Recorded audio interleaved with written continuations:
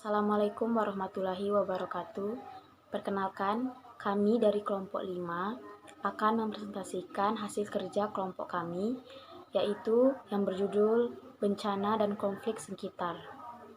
Yang beranggotakan saya Rizka Rahayu Fitri dan Faris Arahman, Giska Yulia Andani, Rika Mardesya Fitri, dan Windy Dwi Rama Rizky. Dan oleh dosen pengampu kami yaitu Ibu Pratiwi Nurhabibi MSc. Inilah presentasi dari kami. Pengertian bencana menurut Kamus Merriam-Webster. Bencana adalah peristiwa mendadak yang membawa kerusakan, kerugian, atau kehancuran besar. Bencana yaitu peristiwa atau rangkaian peristiwa yang mengancam dan mengganggu kehidupan dan penghidupan masyarakat yang disebabkan baik oleh faktor alam, non-alam, maupun manusia. Sehingga bencana mengakibatkan timbulnya korban jiwa manusia, kerusakan lingkungan, kerugian harta, benda, dan dampak psikologis. Kejadian bencana adalah peristiwa bencana yang terjadi dan dicatat berdasarkan tanggal kejadian, lokasi, jenis bencana, korban, atau kerusakan. Jika terjadi bencana pada tanggal yang sama dan melanda lebih dari satu wilayah, maka dihitung sebagai satu kejadian. Berikutnya jenis-jenis bencana dan contohnya berdasarkan Undang-Undang Nomor 24 Tahun 2007. Bencana dapat dibedakan menjadi 3 macam, yaitu bencana alam, bencana non-alam, dan bencana sosial. Berikut ini penjelasan mengenai masing-masing jenis bencana tersebut. Pertama, bencana alam. Bencana alam adalah bencana yang diakibatkan oleh peristiwa-peristiwa alam. Contohnya bencana alam adalah gempa bumi, tsunami, gunung meletus, banjir, angin topan, tanah longsor, dan kekeringan. Yang kedua, bencana non-alam. Bencana non-alam adalah bencana yang disebabkan oleh peristiwa non-alam. Contohnya, bencana yaitu bencana gagal teknologi, gagal modernisasi, epidemik, dan wabah penyakit. Gagal teknologi merupakan bencana non-alam yang diakibatkan oleh kesalahan desain, pengoperasian, kelalaian, dan kesengajaan manusia saat menggunakan teknologi. Contohnya, peristiwa akibat gagal teknologi adalah kebakaran, kesalahan desain keselamatan pabrik, kerusakan komponen, kebocoran reaktor nuklir, kecelakaan transportasi, semburan gas atau lumpur panas akibat eksploitasi minyak bumi atau bahan tambang lainnya. Penanganan bencana. Dalam upaya menerapkan manajemen penanggulangan bencana, dilaksanakan melalui 3 tahapan sebagai berikut. Yang pertama, tahap prabencana, yang dilaksanakan ketika sedang tidak terjadi bencana dan ketika sedang dalam ancaman potensi bencana. Yang kedua, tahap tanggap darurat, yang dirancang dan dilaksanakan pada saat sedang terjadi bencana. Yang ketiga, tahap pasca bencana, yang dalam saat setelah terjadi bencana. Selanjutnya, tahap prabencana. Tahap pencegahan dan mitigasi bencana dilakukan untuk mengurangi serta menanggulangi risiko bencana. Rangkaian upaya yang dilakukan dapat berupa perbaikan dan modifikasi lingkungan fisik maupun penyadaran serta peningkatan kemampuan menghadapi ancaman bencana. Tahap pencegahan dan mitigasi bencana dapat dilakukan secara struktural maupun kultural. Secara struktural, upaya yang dilakukan untuk mengurangi kerentanan terhadap bencana adalah rekayasa teknis bangunan tahan bencana. Sedangkan secara kultural, upaya untuk mengurangi kerentanan. Tahap tanggap darurat. Tahap tanggap darurat dilakukan saat kejadian bencana terjadi. Kegiatan pada tahap tanggap darurat yang secara umum berlaku pada semua jenis bencana antara lain: yang pertama, menyelamatkan diri dan orang terdekat. Yang kedua, jangan panik. Yang ketiga, untuk bisa menyelamatkan orang lain, Anda harus dalam kondisi selamat. Yang keempat, lari atau menjauh dari pusat bencana. Tidak perlu membawa barang. Yang kelima, lindungi diri dari benda-benda yang mungkin melukai diri. Selanjutnya, tahap rehabilitasi dan rekonstruksi. Tahap rehabilitasi dan rekonstruksi biasa dilakukan setelah terjadinya bencana. Bantuan darurat, mendirikan pos komando bantuan, berkoordinasi dengan satuan koordinator, pelaksanaan penanggulangan bencana, dan pemberi bantuan yang lain. mendirikan tenda-tenda penampungan, dapur umum, pos kesehatan, dan pos koordinasi, mendistribusikan obat-obatan, bahan makanan, dan pakaian, mencari menempatkan para korban di tenda atau pos pengungsian, membantu petugas medis untuk pengobatan dan pengelompokan korban, mencari, mengevakuasi, dan makamkan korban meninggal. Yang kedua, inventarisasi kerusakan.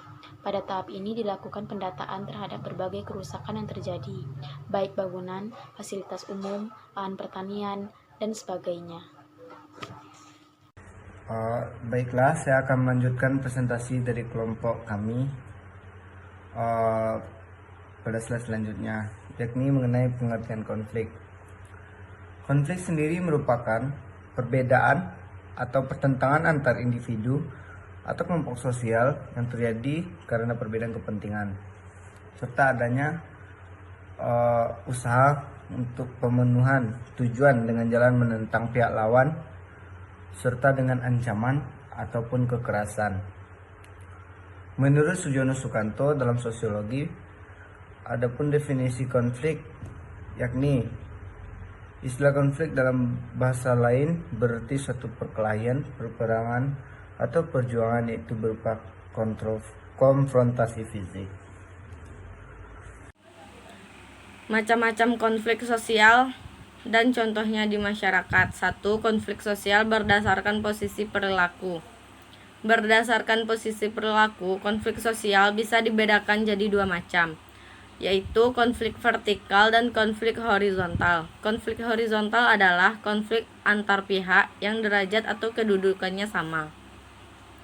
Contoh konflik sosial ini adalah pertikaian dengan kekerasan antar suku atau tawuran antar warga beda kampung.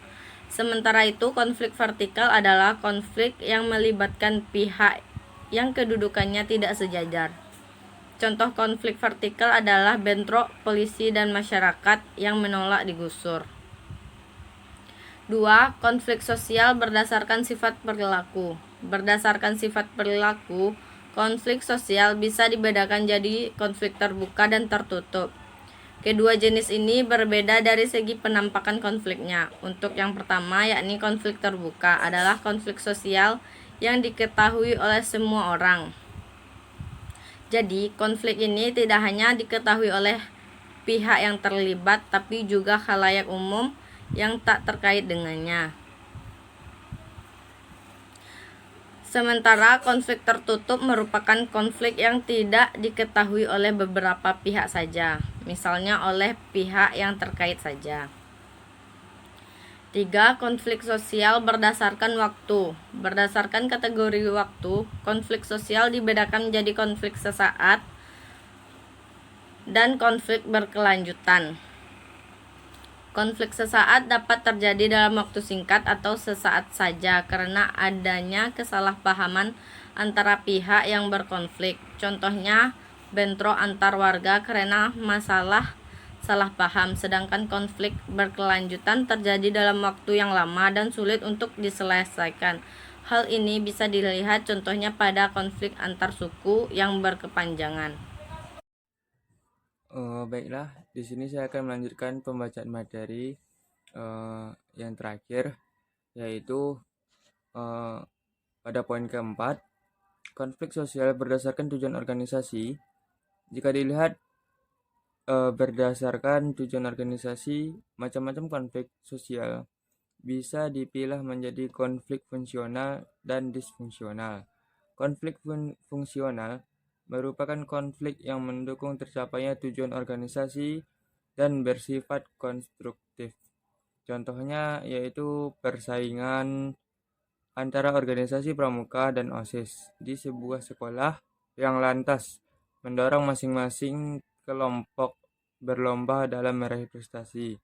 Adapun konflik disfungsional adalah konflik yang menghambat tercapai tujuan suatu organisasi dan bersifat destruktif atau merusak. Contohnya adalah konflik perbuatan posisi ketua satu organisasi yang berujung pada perpecahan pengurus, bahkan mungkin sampai memicu bentrok kekerasan. Pada poin kelima yaitu konflik sosial berdasarkan pengendaliannya. Apabila ditelisik berdasarkan pengendaliannya, konflik sosial dapat dikategorikan jenisnya menjadi 4, yakni konflik terkendali, konflik tidak terkendali, konflik sistematis, dan konflik non-sistematis. Pertama, konflik terkendali terjadi saat pihak-pihak yang terlibat dapat mengendalikan dengan baik, sehingga perselisihan tidak menyebar dan membesar dengan cepat. Contohnya, konflik antara karyawan dengan perusahaan mengenai nilai gaji. Kemudian konflik itu ditengahi oleh Dinas Tenaga Kerja melalui proses mediasi dan akhirnya terjadi kesepakatan. Kedua, konflik tidak terkendali merupakan konflik sosial yang menimbulkan akibat yang tak dapat dikendalikan oleh pihak yang terkait sehingga berujung pada aksi kekerasan. Contoh jenis ini adalah bentrok dengan kekerasan antara polisi dan massa demonstrasi. Ketika konflik sistematis dapat terjadi walaupun tanpa perencanaan dan sebagainya. F. Cara penyelesaian konflik. Terdapat beberapa cara untuk menyelesaikan konflik menurut Sarjono Sukanto tahun 1990 halaman 77-78, yaitu 1. Sersion atau paksaan. Penyelesaian dengan cara memaksa dan menekan pihak lain agar menyerah. Sersion merupakan salah satu contoh di mana satu pihak berada dalam keadaan yang lemah dia dibandingkan dengan pihak lawan. Cara ini sering kurang efektif karena salah satu pihak harus mengalah dan menyerah secara terpaksa. Yang kedua, kompromis atau kompromi. Suatu cara di mana pihak-pihak yang terlibat saling mengurangi tuntunannya agar tercapai suatu penyelesaian terhadap perselisihan yang ada. Yang ketiga, arbitration atau arbitrasi merupakan suatu cara untuk mencapai suatu kesepakatan di antara kedua belah pihak. Pihak ketiga mendengarkan keluhan kedua pihak dan berfungsi sebagai hakim yang mencari pemecahan mengikat. Yang keempat yaitu mediation atau penengahan. Menggunakan mediator yang diundang untuk menengahi sengketa, mediator dapat membantu mengumpulkan fakta, menjalin komunikasi yang terputus, menjernihkan dan memperjelas masalah, serta melapangkan jalan untuk pemecahan masalah secara terpadu. Yang kelima yaitu ada conciliation atau konsililasi. Merupakan suatu usaha untuk mempertemukan keinginan-keinginan dari pihak-pihak yang berselisih demi tercapainya suatu persetujuan bersama. Dan yang terakhir yaitu pada diskusi kali ini itu masuk pada kesimpulan, yaitu bencana merupakan kejadian yang disebabkan oleh alam maupun oleh kelalaian manusia. Tanah longsor, gempa bumi, angin puting beliung, tsunami, banjir, dan letusan gunung api, kekeringan, serta gelombang pasang adalah bencana yang disebabkan oleh alam. Sementara itu, aksi teror, konflik, kecelakaan industri, kecelakaan transportasi, dan kebakaran hutan merupakan bencana akibat kelalaian manusia. Bencana ini disebabkan oleh alam dan kelalaian manusia sesama menimbulkan kerugian terhadap lingkungan dan perekonomian. Konflik merupakan perbedaan atau pertentangan antar individu atau kelompok sosial yang terjadi karena perbedaan kepentingan serta adanya usaha untuk memenuhi tujuan dengan jalan menentang pihak lawan disertai dengan ancaman atau kekerasan. Yang kemudian yang B masuk bagian saran. Demikianlah makalah yang dapat kami susun. Kami sadar makalah ini masih jauh dari kesempurnaan. Oleh karena itu, kritik dan saran yang membangun sangat kami harapkan dan demi perbaikan makalah selanjutnya. Kami minta maaf apabila ada kesalahan dalam penulisan dan isi makalah ini. Semoga makalah ini bermanfaat bagi kita semua. Amin. Sekian pembacaan dan pembawaan materi dari saya. Saya beserta anggota kelompok lainnya mohon pamit undur diri. Wassalamualaikum warahmatullahi wabarakatuh.